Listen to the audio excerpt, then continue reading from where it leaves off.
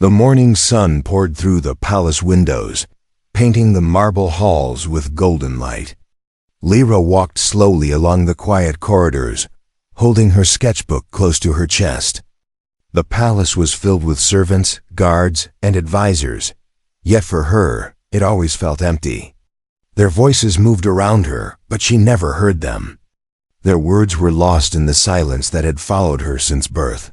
That morning, she slipped away to her favorite place, the garden. It was the only space that felt alive to her. Strange glowing flowers opened like stars, and small crystal birds fluttered across the fountains. She could not hear their songs, but she could see their beauty. Lyra sat on a stone bench, opening her sketchbook. Her fingers moved quickly, drawing the shapes of wings and water. On the other side of the garden wall, Elias was sweeping the marble path. The sound of his broom brushing against the ground echoed in the air, though he did not realize she could not hear it.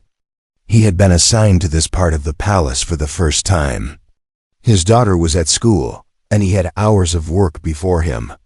Yet as he swept, he caught sight of a figure among the flowers, a girl with silver eyes and long white hair. At first, he thought she was a statue. She sat so still, her head bent over her sketchbook. But then her hand moved, and he realized she was alive, delicate, and graceful. He had heard whispers among the staff about the billionaire's daughter, the silent heiress. Now seeing her with his own eyes, he understood. She was surrounded by beauty and wealth, yet her loneliness seemed heavier than all of it. Elias meant to return to his work, but his broom slipped from his hand and clattered softly against the stone. Lyra looked up, her eyes locking onto his dot for a long moment. Neither moved. Elias froze, unsure if he should bow or leave. But Lyra did not frown. Instead, she studied him with quiet curiosity. Most people looked at her with pity or fear, but this man's gaze was different. He seemed startled, yes, but not dismissive. Slowly she raised her hand and formed a simple sign of greeting. She did not expect him to understand. No one outside her tutors ever did. Yet to her surprise, Elias tilted his head, then clumsily copied the sign. His fingers were awkward, but the attempt made her lips curve into a faint smile. Encouraged, Lyra turned her sketchbook toward him. On the page was a drawing of the garden, the fountain, the trees, the glowing flowers. Elias stepped closer, pointing at the fountain in her sketch, then at the real one behind her. She nodded eagerly, her silver eyes shining. For the first time in a long while, she felt someone was trying to meet her in her world. Instead of pulling her into theirs, Elias picked up a fallen flower petal and held it out. Lyra accepted it carefully, pressing it between the pages of her sketchbook. She wanted to thank him, but words were locked away from her. So she simply smiled again, and for Elias, that smile was enough. The silence between them was not heavy, it was gentle. Just then, the wind stirred. Lyra's brush rolled off her bench, falling to the ground. She leaned forward quickly, but her foot slipped. Elias reacted before he could think. He reached out, steadying her by the shoulders. For an instant, his fingers brushed against the sides of her ears. Lyra froze. A strange sensation rippled through her, like warmth flooding her veins. Her breath caught as a faint vibration touched her awareness. She could almost feel something new. A tremor of sound. She gasped, not understanding, but her heart pounded with sudden hope. Elias, unaware of what had happened, quickly let go, worried he had overstepped. "Sorry," he murmured. His voice was soft, but Lyra's eyes widened. She could not understand the words, but she thought, for the briefest moment, that she had sensed a trace of sound. Her silver eyes filled with tears. She pressed her hands against her ears, trembling. Was it real? Or just her imagination? She looked at Elias with a mixture of shock and wonder, as though he had opened a door no one else had ever touched. Elias frowned, confused by her reaction. He did not know why she suddenly seemed so shaken, so alive with emotion. He only knew that something had changed. Lyra opened her sketchbook again.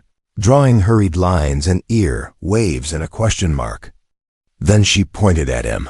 Elias stared at the drawing, not fully understanding, but sensing the weight of her message. In that quiet garden, something impossible had begun. Neither of them knew it yet, but destiny had already tied their lives together. The heiress had lived her life in silence. But with a single touch, the silence had cracked. The silent heiress, the city of Xylan, never slept. Silver towers touched the sky, and glowing ships moved above like fireflies. Every corner shone with life, and sound, markets full of noise, streets filled with music, and voices of thousands rising in the air. Yet in the middle of this world of sound, there was one girl who lived in silence. Her name was Lyra Call, the only daughter of Varian Call, the alien billionaire. Varian was one of the most powerful men in the galaxy. His wealth bought him fleets of starships, private moons, and entire trade routes. People bowed to him, respected him, and some feared him. But his heart carried one wound. Money could not heal his daughter's silence. Lyra had been deaf since birth. She had never heard her father's voice, never listened to music, never known the sound of laughter. For her, the world was only light and motion. Doctors, healers, and alien scientists had tried. Machines hummed, strange medicines glowed, but nothing worked. Every attempt ended in disappointment. Each time, Varian saw hope in his daughter's eyes fade a little more. He could buy anything, but not sound. That truth haunted him. Lyra grew up in a palace of glass and silver, surrounded by treasures, but her world was lonely. She loved to walk in the gardens, where flowers glowed under the moons. She read books and painted the skies she could never hear. To everyone else, she was the silent heiress. To herself, she was a prisoner of silence. Still, Lyra carried herself with grace. Her pale blue skin shimmered softly, and her silver eyes seemed to hold unspoken words. People admired her beauty but kept their distance. They looked at her with pity, which cut her deeper than loneliness. She longed for someone who would see her not as broken, but simply as Lyra. Far away from her world of riches lived a man who had nothing. Elias, a human from Earth, worked as a janitor in the alien academy near the palace. His life was simple, filled with cleaning halls and fixing broken lights. He was a single father, raising his young daughter alone after losing his wife. His hands were rough, his clothes plain, but his heart was gentle. He carried his grief quietly, finding strength in caring for his little girl. Sometimes, while working near the palace walls, Elias caught sight of Lyra in the gardens. She always sat alone, a book or a canvas in her hands. Her face was calm, but her eyes carried a heavy sadness. He wondered what it meant to live without sound in a world full of noise. He never spoke to her, thinking she lived too far above his world. But Lyra noticed him too. While others looked at her with pity or fear, this human janitor's gaze was different. His steps were steady, his presence quiet but warm. She once saw him with his daughter, laughing and holding her hand. Though Lyra could not hear, she could see the joy on their faces. It stirred something inside her, a wish to feel what laughter sounded like. One evening, the palace was unusually quiet. Lyra walked to the private garden, where glowing flowers lit the path. The air was cool, the moon silver above her head. She sat on a stone bench, gazing at the stars. She did not hear the footsteps approaching, but she felt a vibration through the ground. Turning, she saw Elias holding his cleaning tools. He froze, realizing he had stepped where he should not be. For a moment, silence stretched between them. Lyra's eyes asked a silent question. "Why are you here?" Elias lowered his head respectfully, placing his tools aside. He did not try to speak. Instead, he gave a small smile, simple, warm, and without pity. That smile reached her heart more than words ever could. Lyra raised her hand and signed a greeting, though she knew he would not understand. To her surprise, Elias copied the movement clumsily, trying to follow her hand's shape. His attempt was awkward, but it made her lips curve into a small smile.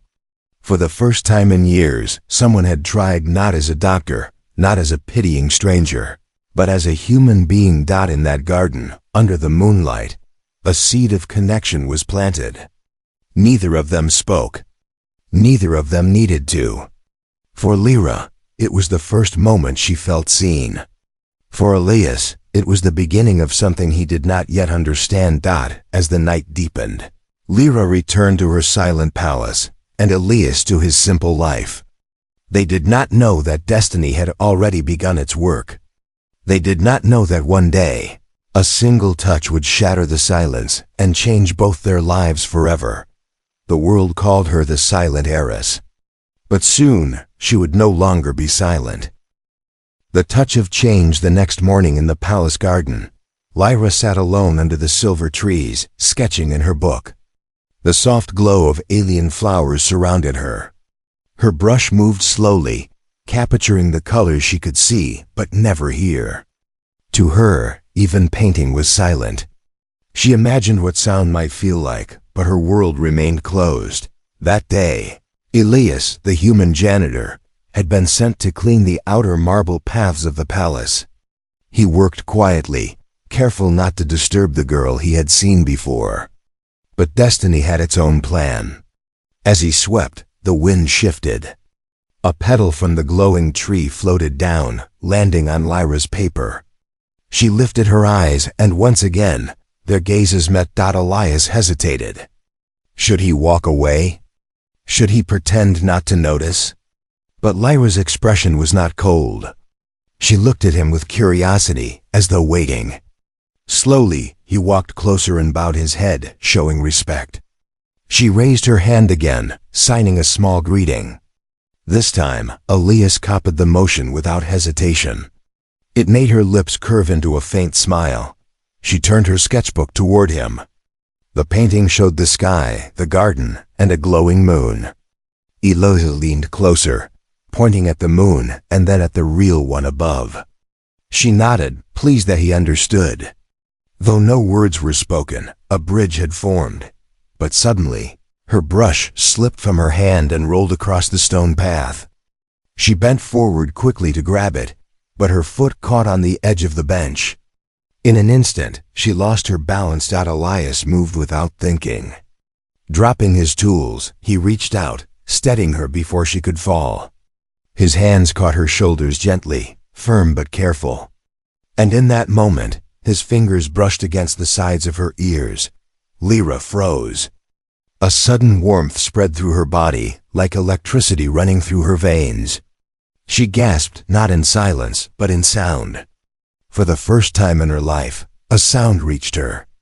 It was faint, soft, like a whisper of wind.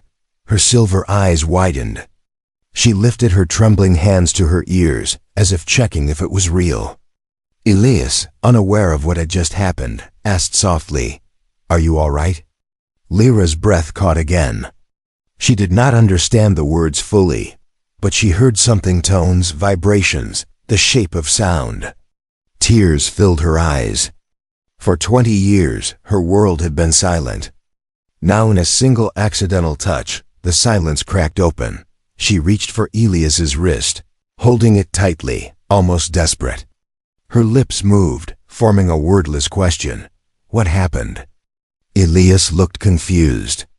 He did not know why she was staring at him with such intensity. Then he noticed her tears, her trembling smile. Realization struck him slowly. Could it be? Did she just hear? Lyra covered her ears again, closing her eyes. The garden's silence had shifted. She could faintly sense the rustling of leaves, the beating of her own heart, and even the low hum of the fountain nearby. Each sound was weak, broken, but it was sound. Her silent world was no longer empty. She opened her eyes and looked at Elias. Her hands moved quickly in her sign language, but he did not understand. So she grabbed her sketchbook and began to draw lines showing ears, vibrations, and small waves. Then she pointed at him. Elias stared at the drawing, then at her. His brows furrowed in shock. "Me?" he whispered, and once again, She heard it. Faint, like echoes from far away, but real. Her tears fell freely now, not of sorrow but of joy. She pressed her hands against her mouth, unable to believe this miracle. For Lyra, the moment was both terrifying and wonderful. For Elias, it was confusing and frightening. He was just a janitor, a simple man. How could his touch do what doctors, scientists, and alien healers had failed to do? From the palace balcony above, a pair of sharp eyes watched Varian call, her father. He had seen his daughter's reaction. His heart leapt with hope, but also with suspicion. What power did this human carry? And why had it awakened now? Down in the garden, Lyra did not care about questions. For the first time, she leaned forward, touching Elias's chest lightly, as if thanking him with her whole being. He said nothing, still stunned, but his gentle smile returned. The sun dipped lower, painting the sky gold. Lyra sat back down, clutching her sketchbook to her chest. Elias quietly picked up his broom, his mind filled with confusion.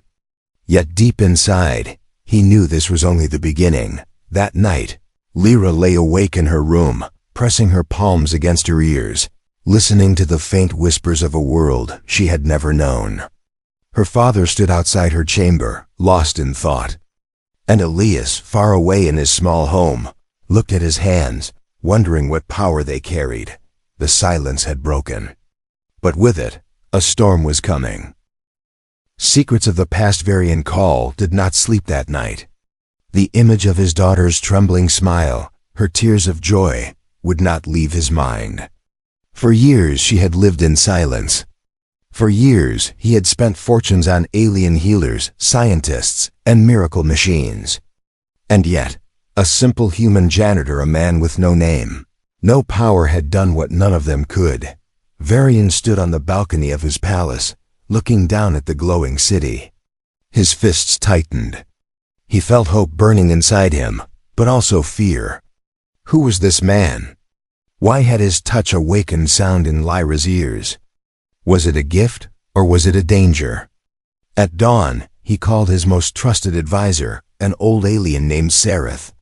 "Find me everything about the human," Varian ordered, his voice sharp. "His name, his past, his family. Leave nothing hidden." Sereth bowed and left without question. Meanwhile, Elias went about his morning as always. He rose early, prepared breakfast for his young daughter, and walked her to school before starting his work at the academy. Outwardly, nothing had changed. But inside, his mind was in turmoil. He could still see Lyra's eyes, filled with tears of wonder, when she heard sound for the first time. He could still feel the warmth that ran through his hands when he touched her ears. It made no sense. He was not special. He was just a man trying to survive. Yet, a forgotten memory stirred within him, something he had buried long ago. Years ago, back on Earth, Elias had worked in a research station. It was not just any station. It was a joint experiment between humans and visiting alien scientists. Their goal was to study resonance, the strange energy that existed in the space between sound and vibration. Elias had been a junior assistant then, young and eager, but something had gone wrong. One experiment exploded, releasing a wave of unknown energy. Machines melted, alarms screamed, and Elias was thrown to the ground. When he woke, he found his body strangely altered. Doctors said he was lucky to survive. They warned him his nerves and cells had absorbed unusual energy. He never understood what it meant. Soon after, he quit the research and disappeared into ordinary life, raising his daughter alone. Now, after all these years, he began to wonder. Was that energy still inside him? Could it be the reason Lyra's ears responded to his touch? By midday, Sereth returned to Varian with a report. "The man's name is Elias Crane," he said. "A human from Earth, widowed, lives with a young daughter. Works as a janitor." But Sereth hesitated. "There is more." Varian's eyes narrowed. "Speak."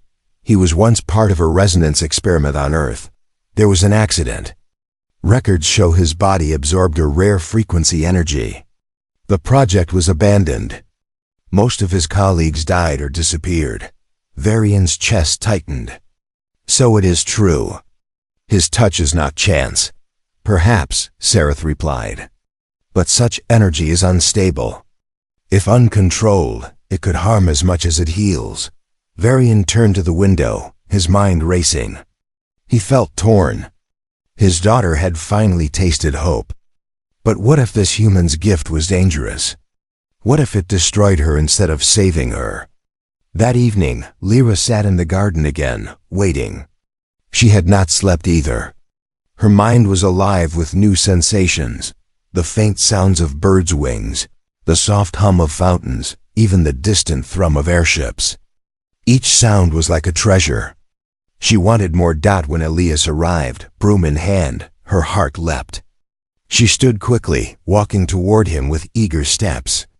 Her silver eyes shone with excitement.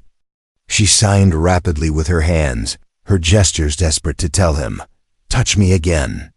Help me hear more." Elias understood, even without knowing her language. He hesitated, fear and wonder battling inside him. "Lyra," he whispered, her name falling softly from his lips.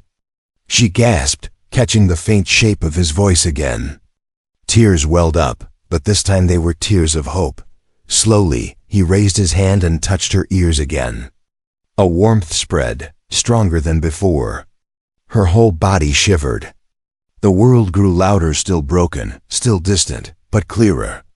She covered her mouth, laughing softly, though she barely knew what laughter sounded like. From the shadows, Varian watched.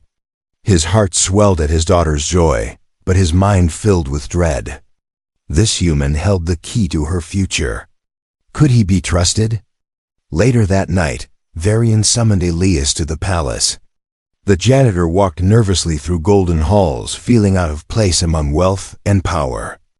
Guards led him to the grand chamber, where Varian sat like a king upon a throne of crystal. "You," Varian said, his voice deep and commanding. "You touched my daughter." She heard sound for the first time.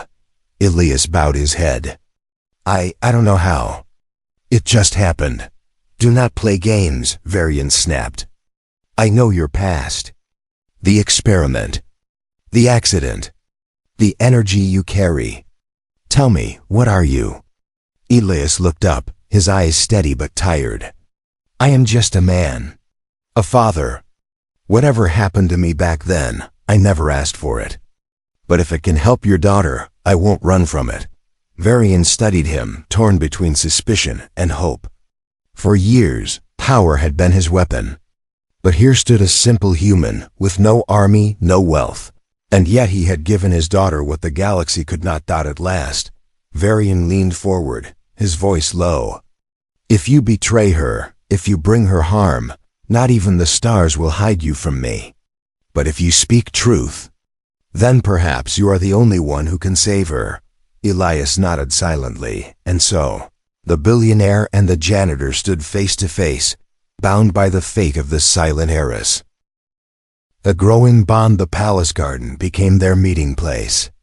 Every evening, when the twin moons rose above Xylan, Lyra sat among the glowing flowers waiting. And every evening, Elias arrived with his broom and tools, pretending to work, but knowing that their time together meant more than any task. For Lyra, each meeting was like opening a new door. The silence of her world was no longer complete. Sounds began to filter in, soft, broken, faint, but real. She heard the splash of water in the fountain, the rustle of leaves in the breeze, even the faint hum of Elias's breath when he sighed. Each sound was like a miracle. She pressed her hands to her ears, smiling with tears every time something new reached her. Elias watched with quiet wonder. He had seen sadness in her eyes the first time they met. Now he saw sparks of joy, the light of discovery.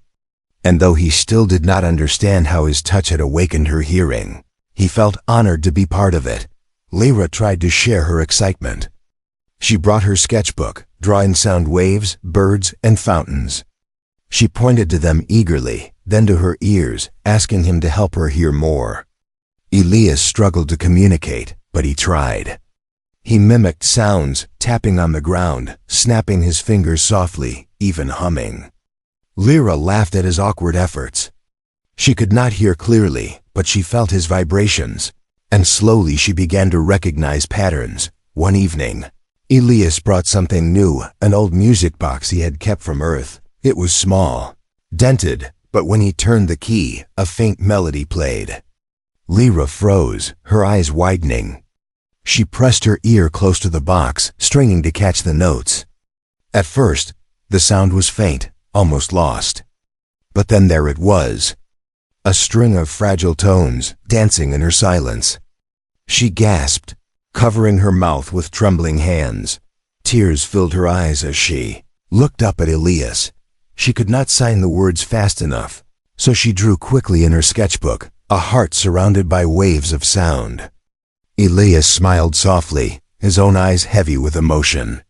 In that moment, Lyra laughed a real laugh, though she barely knew what it should sound like. It was broken, strange, but to Elias it was the most beautiful thing he had ever heard. But not everyone in the palace felt the same joy.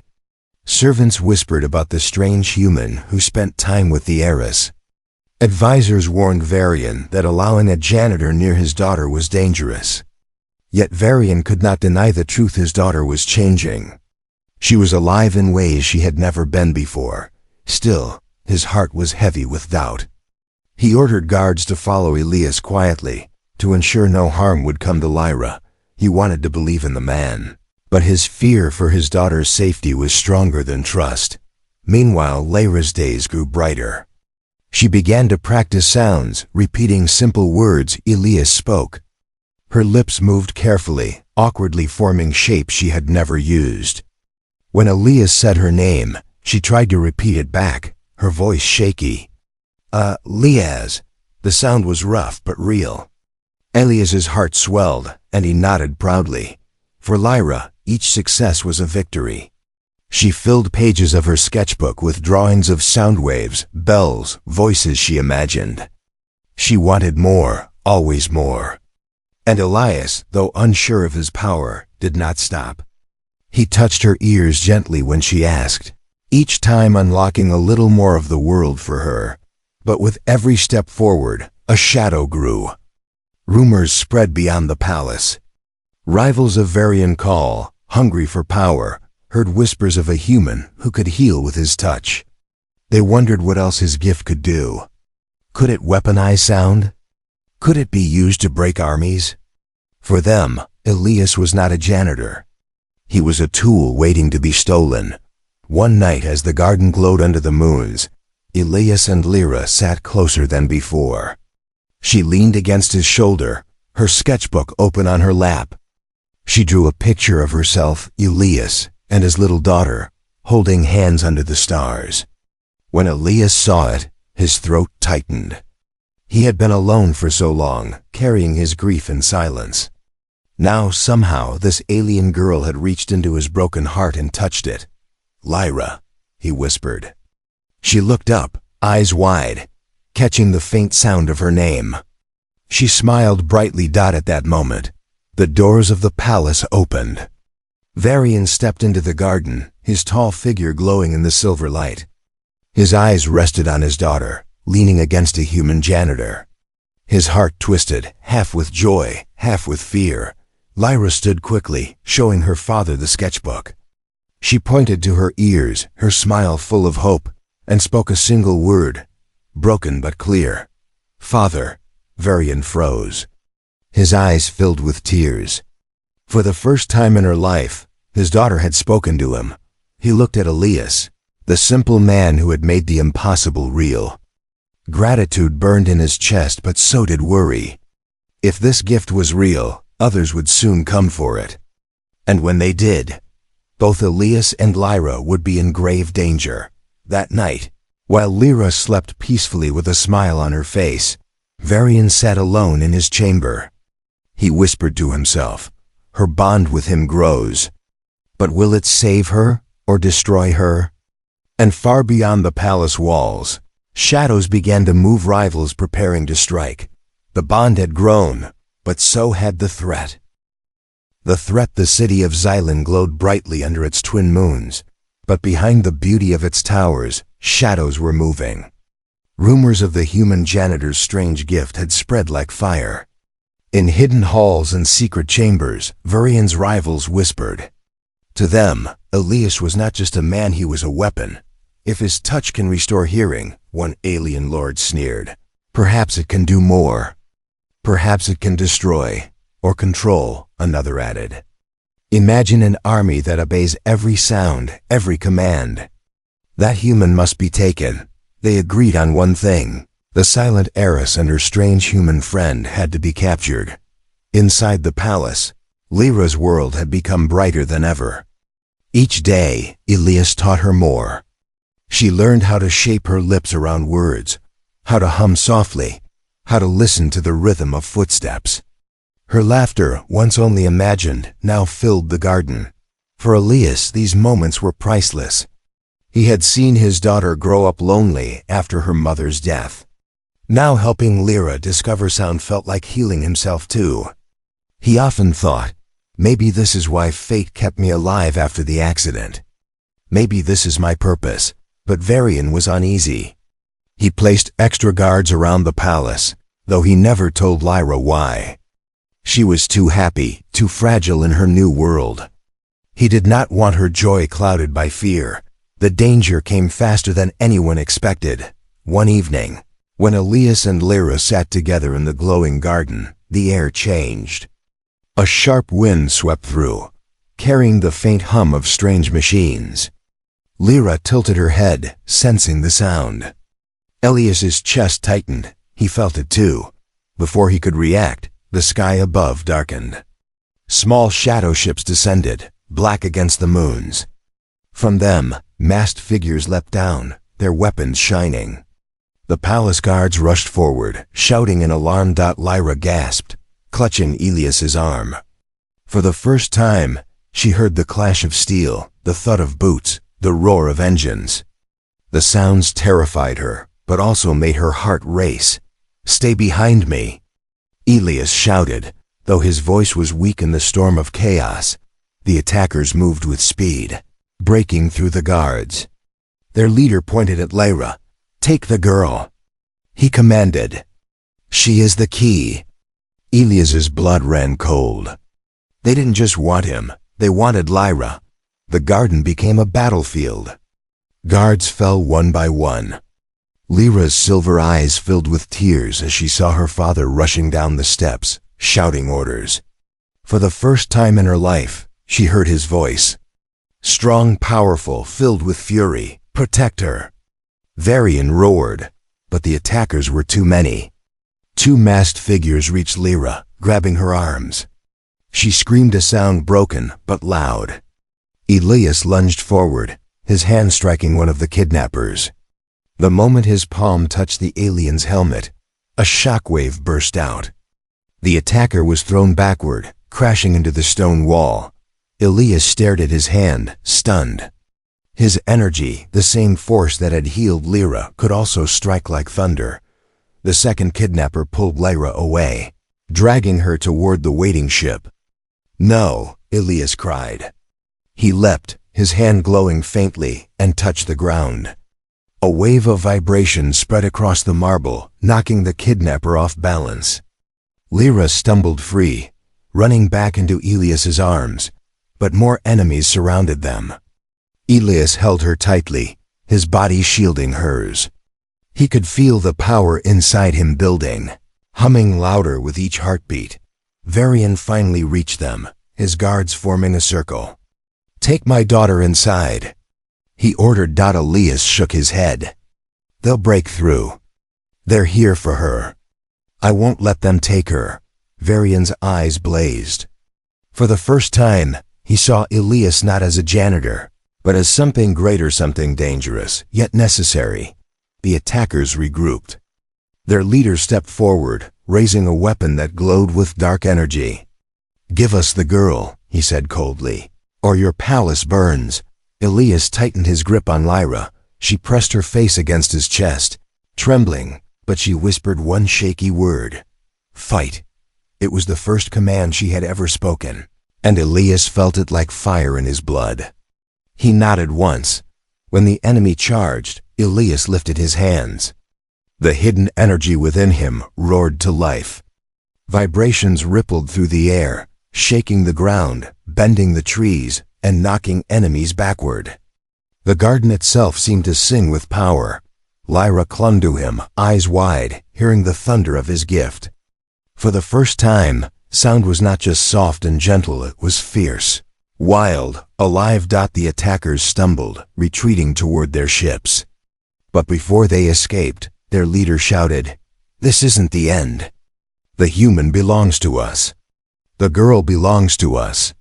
Next time, you won't stop us." The ships rose into the night sky, disappearing into the stars. The garden lay in ruins. Guards groaned on the ground. The fountain cracked, its water spilling. Lyra's small hands clung to Elias's shirt, her tears wet against him. She could still hear the echoes of battle in her mind. Varian stood before them, his chest heaving. He looked at Elias, the simple human who had defended his daughter with a power no weapon could match. "You saved her," Varian said, his voice low. "But now the galaxy knows about you. They will not stop. They will come again." Elias met his eyes.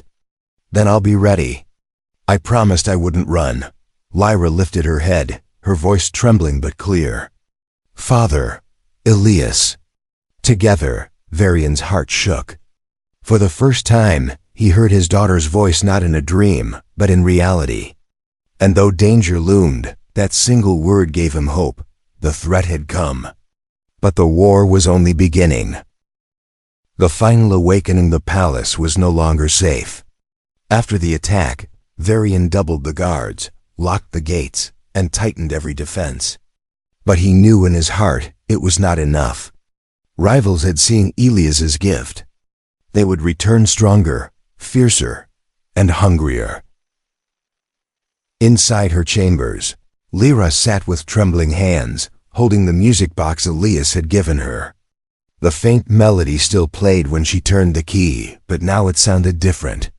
For the first time, she could hear almost every note. It was weak, broken, but it was music. Tears rolled down her cheeks. She thought of the battle in the garden, the roar of strange ships, the clash of swords, her father's voice shouting, and Elias standing like a shield before her. It had been terrifying, yet beautiful. She had heard life itself. Meanwhile, Elias walked the empty halls, feeling the weight of what had happened. His body ached, not from wounds, but from the energy that had burst from him during the fight. It was growing stronger, wilder, harder to control. He feared what it might do if unleashed without reason. That night, Varian summoned him. The billionaire sat on his crystal throne, but his eyes were heavy, not proud. "You saved my daughter," Varian said quietly. "For that, I owe you everything. But the danger is not over. They will come again. And next time, they will not only want her, they will want you." Elias lowered his head. "Then let them come. I won't run. Not while she needs me." Varian studied him carefully. Once, he had seen Elias as nothing more than a janitor. Now he saw a man willing to sacrifice everything. Still, doubt lingered. "Can you control what you carry? The energy inside you, it is not only healing. I saw what it did to those men. It can destroy. If you lose control near Lyra." Elias clenched his fists. "I don't know if I can control it. But I know I'll never use it against her. She trusts me. That has to mean something." For the first time, Varian softened. His voice broke. "She called me father." With her voice. "Do you understand? For 20 years, I dreamed of hearing that word. You gave me that gift. For that, Elias Crane, I trust you." The trust came at the right time, because the enemy did return. 2 nights later, the sky over Xylan blazed red as a fleet of warships descended. Their engines thundered so loud that even Lyra, still half deaf, could feel the vibrations shaking her bones. Panic spread through the palace. Guards shouted, weapons were raised, and Varian prepared for war, but the attackers were prepared too. They stormed the palace gates with overwhelming force, breaking through like waves against stone. Their goal was clear: capture Elias and take Lyra. Lyra clutched Elias's arm, her voice shaking. "Don't. Leave me." He knelt before her, placing his hands gently on her ears. "I won't, but I need you to be brave. You've already fought once, you can do it again." She nodded, though tears glistened in her eyes. The battle raged through the palace halls. Elias stood at the front, his energy rising like a storm. Every step he took sent vibrations through the ground, knocking enemies back. His body glowed faintly, as if light itself was trapped inside him. But the more he fought, the more he felt himself slipping. The power inside him wanted to surge, to break free without control. He gritted his teeth, forcing himself to hold on. If he lost control now, he could destroy everyone, including Lyra. Suddenly, the attackers reached her. A masked soldier grabbed Lyra by the arm, dragging her away. She screamed a raw, broken sound, but this time her father heard it. Varian drew his blade, cutting down two enemies in rage, but he was too far. Elias's heart exploded with fury. He roared, rushing forward, his hand glowing brighter than ever. He struck the soldier's chest. A shockwave erupted, blasting the attacker across the hall. Lyra stumbled free, falling to her knees. She looked up at Elias, trembling. "Help. Me here," she whispered, her voice barely clear. Elias knelt, cupping her ears with both hands. His body shook violently, energy burning through him like fire. He knew what this meant. To give her full hearing, he would have to release everything, risking his own life. "Elias, no!" Varian shouted, cutting down another enemy. "You'll die." But Elias only smiled softly at Lyra. For her. "It's worth it." He pressed his palms firmly against her ears. The energy surged, brighter than the moon's. The palace shook, glass shattered, and a sound like thunder filled the air. Lyra gasped, her eyes widening as the world around her exploded with clarity. She heard everything. The clash of blades, the roar of fire, her father's desperate cries, and Elias's ragged breath. For the first time in her life, sound was whole, complete, alive. Tears streamed down her face. "I hear," she whispered. "I hear everything." But when she looked at Elias, her joy turned to fear.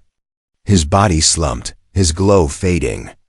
The energy that had saved her had drained him completely. "No," she cried, holding him tightly. "Don't leave me." Elias smiled weakly, his hand brushing her cheek. "You can hear now. Don't be afraid." His voice cracked, but she heard every word. Varian rushed forward, cutting down the last of the attackers, his blade dripping with fire. He fell to his knees beside them, his eyes wide with horror. "Elias!" But Elias had already closed his eyes, his body limp in Lyra's arms. The battle was won, but the cost was heavy. The heiress had awakened to a world of sound, and the man who gave it to her now lay silent,